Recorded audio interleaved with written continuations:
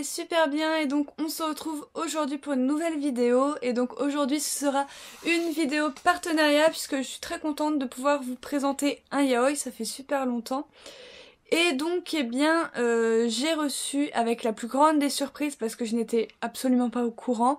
Donc je remercie Guillaume des éditions Taifu de m'avoir envoyé le one-shot de Neon Sign Humber de Ogeretsu Tanaka, voilà, aux éditions Taifu. Donc voilà, donc c'est un one-shot de genre romance tranche de vie. Donc pour vous faire un petit résumé, nous allons suivre ce personnage qui est derrière la quatrième de couverture, qui s'appelle Ogata et qui travaille dans une boîte de nuit. Donc voilà, il est hôte dans une boîte de nuit. Le problème, c'est qu'il a un petit souci, c'est que ce gars n'émet aucun sentiment sur son visage. C'est un type qui est inexpressif. Voilà, et c'est super chelou parce que du coup, souvent il se fait larguer à cause de ça. Enfin bref, et donc nous allons découvrir aussi notre second personnage principal qui s'appelle Saya, qui est un Gyaruo et dragueur compulsif. Voilà, donc petite parenthèse, les Gyaruo, ce sont des personnages masculins, enfin ou des personnes masculins qui ont les cheveux blonds et qui ont la peau bronzée. Voilà, et donc ils vont se rencontrer dans cette fameuse boîte de nuit où travaille Ogata, et ils vont se rapprocher petit à petit, voilà, discuter ensemble, tout ça. On va en apprendre un petit peu plus sur ces deux personnages. Et Saya, par des étranges circonstances, il va se mettre à préparer les petits déjeuners de Ogata. Et de là, Ogata va un petit peu en tomber amoureux parce qu'en fait, Saya, c'est le seul qui arrive à comprendre ses sentiments, même s'il reste toujours inexpressif. Voilà, Saya est vraiment le seul qui arrive à lire en lui et donc il va en tomber amoureux. Le seul problème, c'est comment se confronter à ses sentiments.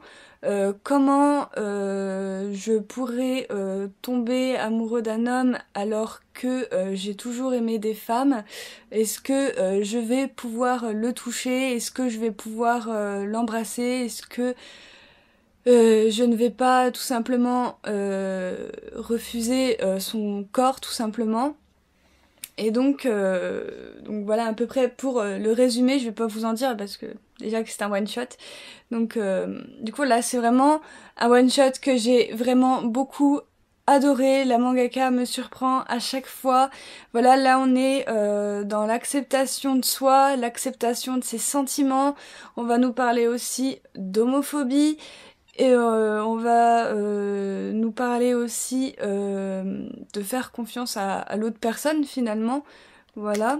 Et c'était vraiment super bien construit. Donc voilà, on a vraiment notre personnage principal qui va devoir réfléchir à toutes les circonstances qui va arriver dans cette relation. Voilà. Et c'était mais vraiment très très beau. Comme d'habitude, j'ai envie de dire, on commence avec la larme à l'œil et on finit avec le grand sourire, comme d'habitude avec cet auteur, j'ai envie de dire. Donc voilà, j'ai beaucoup aimé. Donc voilà, je pense que je le relirai avec grand plaisir parce que c'est vraiment une mangaka qui pose un petit peu les problèmes de la vie. Et ça c'est super cool et franchement j'adore les yaoi quand ils sont comme ceci, c'est-à-dire quand c'est pas des yaoi toujours sur le sexe tout ça, mais qui posent vraiment des thèmes et de la réalité en fait. Ça j'aime beaucoup. Et donc voilà, j'espère en tout cas que ma vidéo vous aura plu. Donc voilà, j'ai oublié de vous montrer la page couleur, je vous la montre, elle est vraiment très belle. Donc voilà, n'hésitez pas à me dire en commentaire si vous comptez vous procurer ce one shot. Voilà, ou si vous l'avez déjà lu, n'hésitez pas à me dire en commentaire ce que vous en avez pensé. C'est très important de pouvoir échanger avec ses abonnés. Et donc du coup, voilà, moi je vous retrouve très bientôt pour une prochaine vidéo. Bye!